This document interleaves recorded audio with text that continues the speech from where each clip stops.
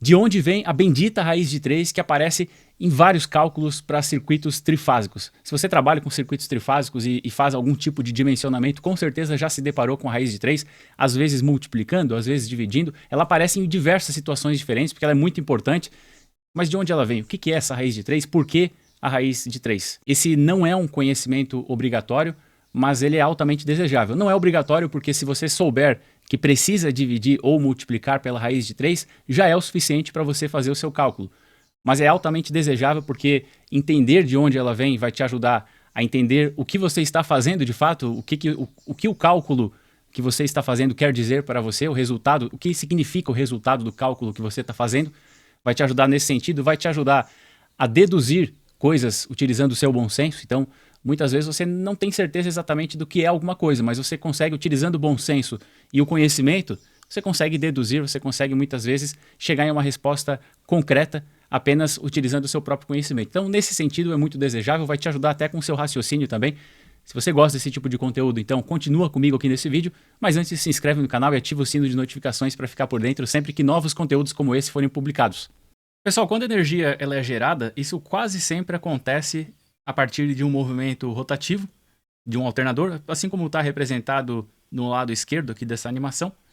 E esse movimento rotativo ele vai produzir uma tensão com forma de onda, conforme está representado no lado direito aqui da animação. Então, um movimento rotativo que gera energia, ele vai produzir uma onda senoidal, conforme nós temos aqui.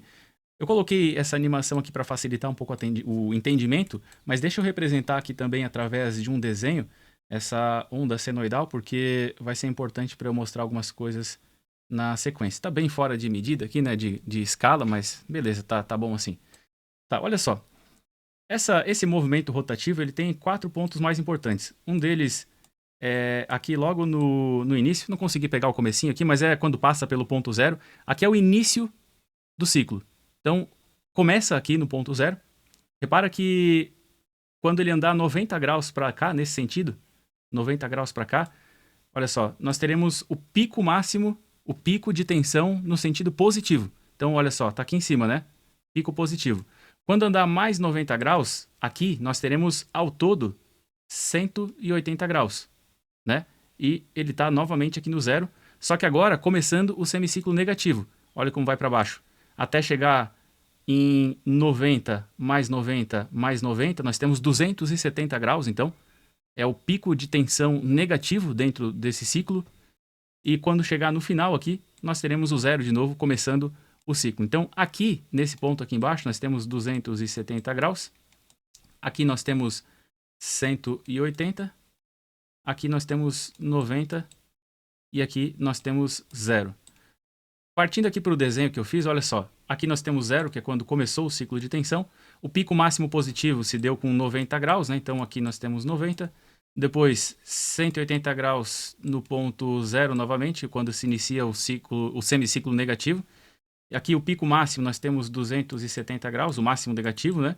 Até que o ciclo se encerra aqui com uma volta completa. E dentro de uma volta completa nós temos 360 graus, né? Então, no final aqui, são 360 graus. Beleza. Agora, pense o seguinte, se eu tenho, ao invés de uma fase, conforme está aqui, se ao invés de uma fase eu tenho 3 fases, eu vou querer que elas fiquem com a mesma distância entre si, para que o movimento de um motor, por exemplo, ele seja perfeito, né? Para que não haja vibrações e tudo mais. Então, eu vou querer que a defasagem entre elas seja a mesma. Se eu tenho 360 graus na volta completa, então 360 dividido por 3, são 3 fases, vai dar 120. 120. Então, eu quero que o início da próxima fase se dê com 120 graus. Se aqui eu tenho 90 e aqui eu tenho 180, 120 vai estar mais ou menos por aqui, né? Por aqui mais ou menos. Então, eu vou fazer o seguinte, eu vou copiar essa senoide, vou jogar ela aqui mais ou menos para a posição que seria o início dela. Vou copiar essa aqui também e jogar ela mais ou menos para essa posição também, onde seria o início da próxima. E assim, eu tenho 3 fases com a mesma defasagem entre elas. Eu tenho 120 graus. 120 graus da... Vou pegar a caneta preta de novo. Daqui até aqui, que é onde começa a segunda fase, eu tenho 120. 120. Dessa segunda fase até a terceira aqui, eu tenho novamente 120. E dessa terceira até o início da outra fase novamente, eu tenho mais 120, né? Então aqui eu tenho 120. Como eu disse, está um pouco fora de escala, né? Essa vermelha deveria estar um pouco mais para a direita aqui, mas enfim, é isso aí. Na verdade, esse semiciclo que ele está um pouco mais largo, né, do que deveria. Mas eu tenho a mesma distância entre o começo desse ciclo e o começo desse para esse e desse para o início do segundo ciclo aqui da primeira fase. A defasagem é a mesma. Mas o que acontece? Aqui, esse gráfico aqui é um gráfico temporal, né? Nós temos a altura aqui sendo o nível de tensão, né? Que vai subindo, depois desce, cai a zero, depois vai para o negativo. Enfim, esse é o nível de tensão. Que nessa animação aqui também é a altura aqui, né? E olha só, então aqui nós temos a tensão e na linha horizontal eu tenho o tempo, né? Mas tem uma outra maneira de representar essa fase que é através do diagrama fasorial. No diagrama fasorial, a partir do ponto zero, que é aqui, eu desenho um fasor, onde a altura desse fasor aqui, o tamanho, na verdade, não necessariamente a altura, porque ele poderia estar para o lado, né? Mas o tamanho desse fasor representa o módulo dele. Então, se eu tenho 220 volts, por exemplo, e eu tenho esse tamanho aqui de fasor, se fosse 110 volts, que é a metade, eu teria metade do tamanho do fasor. Então, o fasor, ele representa o módulo da tensão, mas ele representa também, num esquema trifásico, a distância, a diferença de fase, o defasamento entre esses fasores. Então, vamos supor que eu tenho o circuito está equilibrado, eu tenho 220 em cada uma das fases, vamos supor que essas linhas aqui têm exatamente o mesmo tamanho, nós temos aqui um ângulo de 120 graus entre esses fasores. Então, aqui dá 120, aqui dá 120 e aqui dá 120 também. O que mais que o diagrama fasorial ele pode nos indicar? Essa distância entre esse ponto desse fasor e esse aqui, essa distância toda aqui, ela é nada mais, nada menos do que a nossa tensão de linha. Então, se a tensão de fase, que é o tamanho aqui do fasor, é 220, nós sabemos que numa rede trifásica com tensão de 220 entre fase terra ou fase neutro, a tensão de linha ela é 380. Então, nós sabemos que aqui tem 380 volts. Então, no diagrama fasorial, pegando da ponta de um fasor até a ponta do outro, eu consigo também calcular a tensão de linha.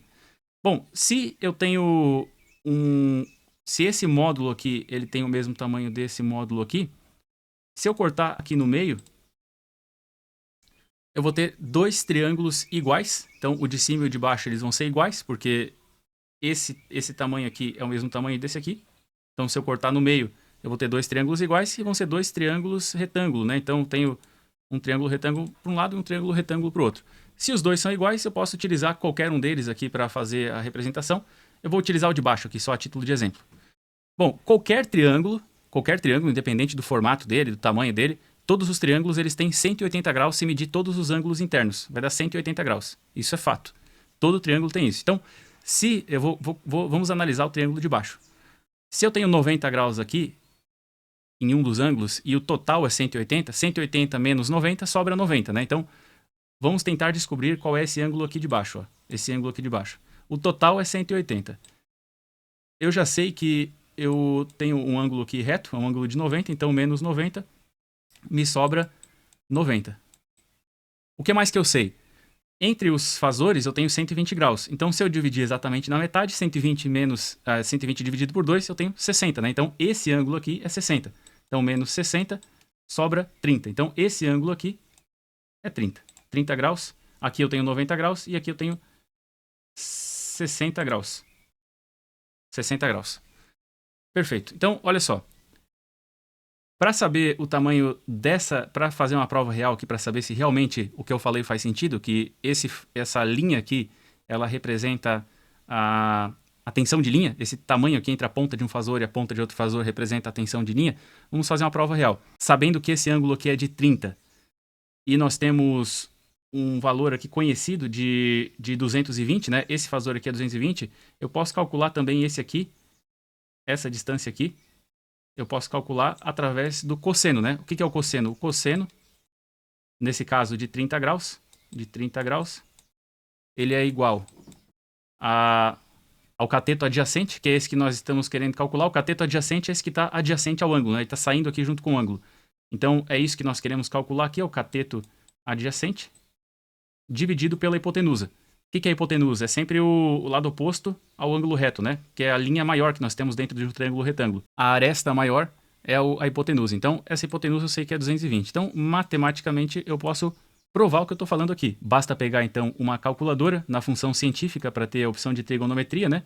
E eu vou fazer esse cálculo. Então, olha só.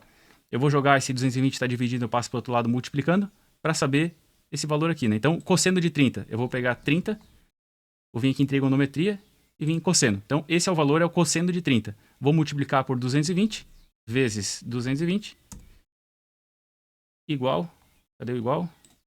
Igual 190,52. Bom, esse é o valor do cateto adjacente. Cateto adjacente, 190,2.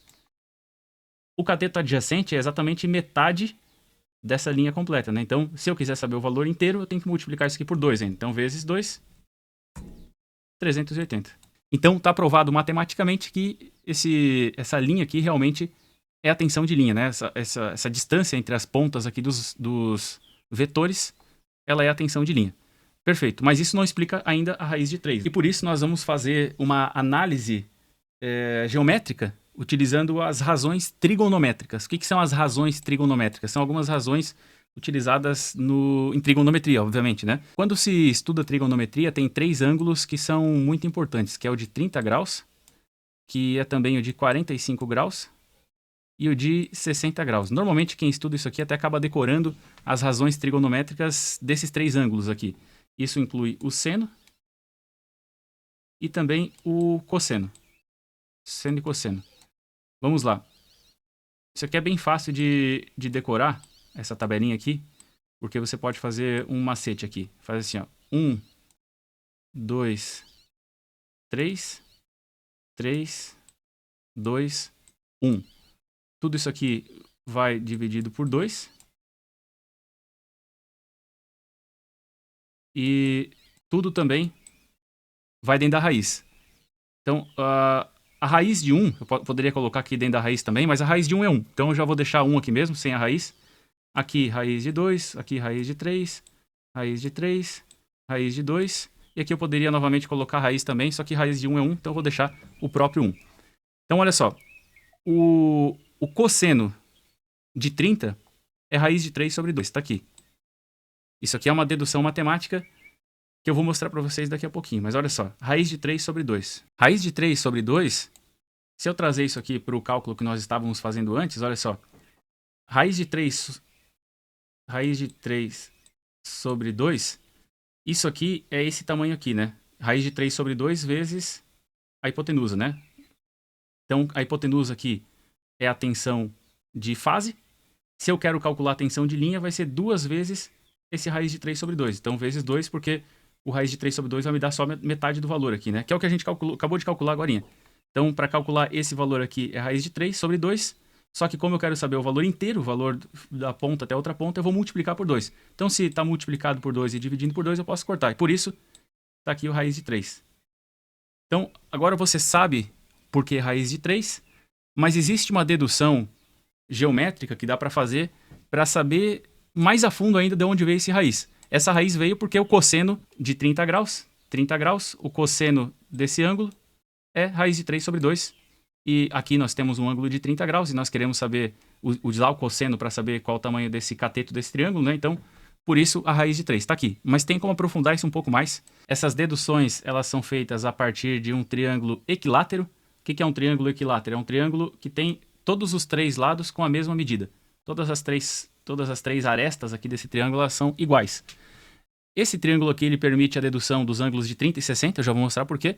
E também a partir de um triângulo retângulo formado a partir de um quadrado.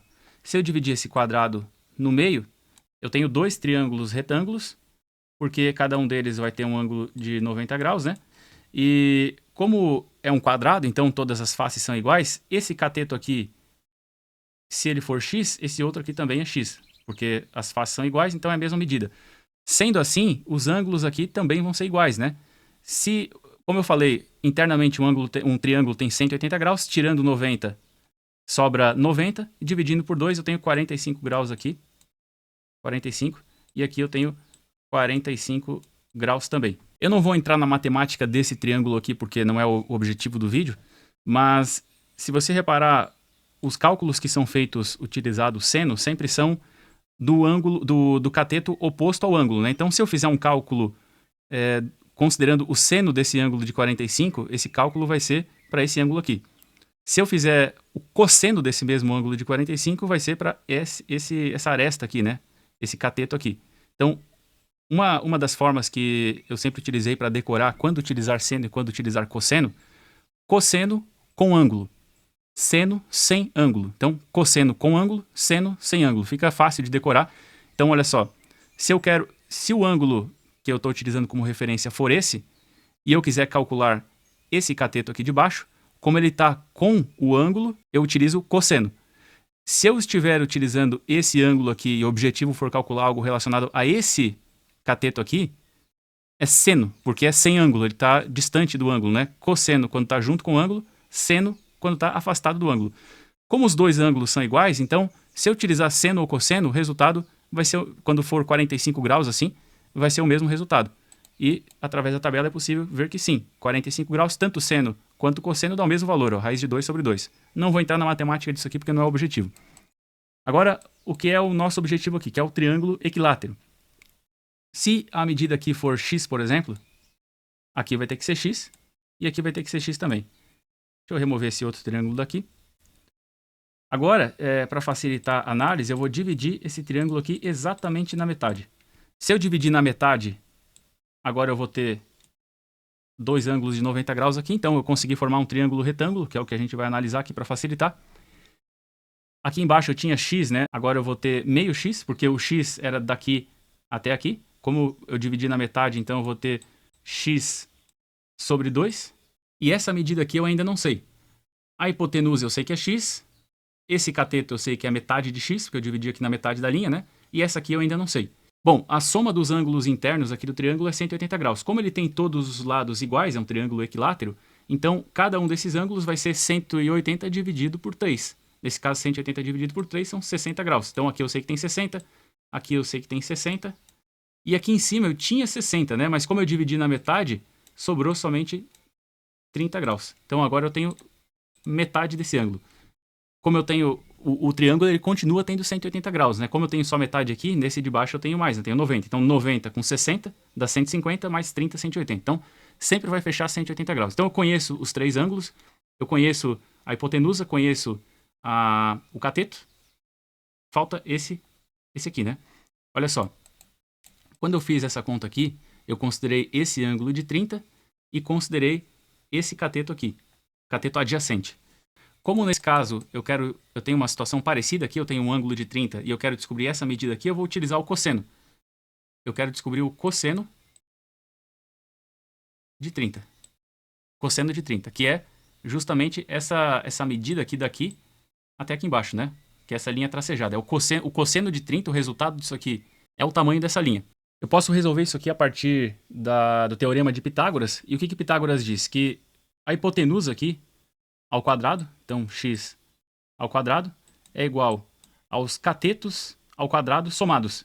Então eu vou ter esse cateto aqui que eu quero descobrir, eu vou chamar de y ao quadrado, mais o outro cateto ao quadrado, que é x dividido por 2. Né? Então x dividido por 2 ao quadrado. Isso aqui, entre parênteses, porque está o termo todo ao quadrado. Né? Para tirar isso aqui de dentro do parênteses, eu posso fazer o seguinte, x ao quadrado igual a y ao quadrado mais x ao quadrado, e eu resolvo o 2 ao quadrado, que é 4. Então agora, ao invés do termo todo estar ao quadrado, está só o x ao quadrado. Para que todos os valores aqui fiquem divididos por 4, aqui, criar um denominador comum, né, eu posso fazer o seguinte, ó,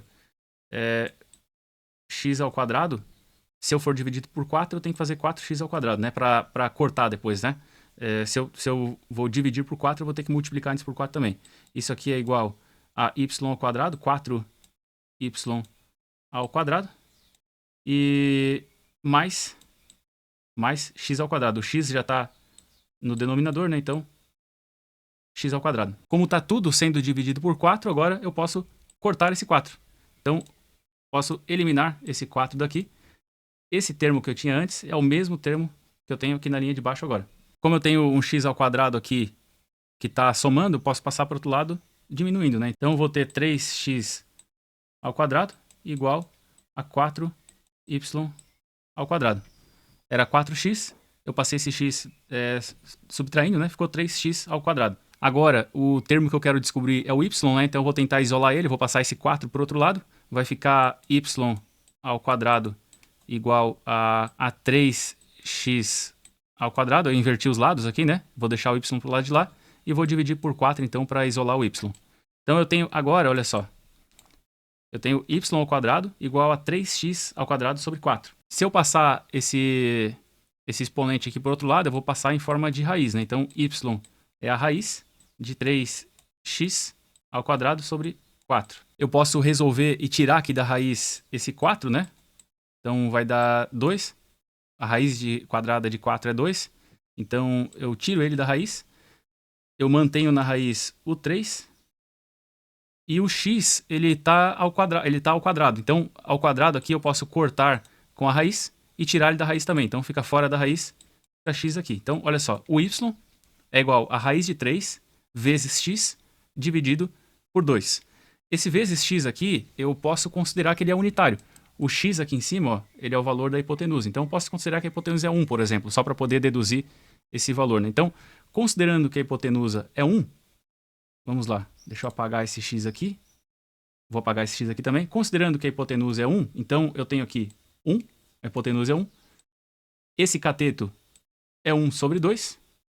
E aqui eu tenho, considerando que é 1, então eu posso, raiz de 3 multiplicada por 1 é 1, então raiz de 3 sobre 2. Raiz de 3 sobre 2. Então, essa altura aqui é raiz de 3 sobre 2. Matematicamente está deduzido o porquê, então, que o cateto adjacente, que é o cosseno aqui desse ângulo de 30, né? Ele é raiz de 3 sobre 2, olha só. Cosseno de 30, raiz de 3 sobre 2. E se eu fizer o seno desse mesmo ângulo de 30, ó, o ângulo de 30 está aqui, o seno, eu vou calcular o cateto do outro lado, né? Dá meio, 1 sobre 2. Seno de 30, 1 sobre 2. Então, através desse triângulo aqui eu consigo deduzir seno e cosseno de 30 e de 60, enquanto que daquele outro triângulo que eu mostrei antes eu consigo deduzir os de 45. Eu não sou matemático, não é minha especialidade, só que essa é uma curiosidade comum e é um conhecimento importante para quem trabalha com circuitos trifásicos, então eu quis trazer para cá. Se você aprendeu alguma coisa nova com esse vídeo, por favor, deixe o seu like, me ajuda a continuar gravando aqui para o canal.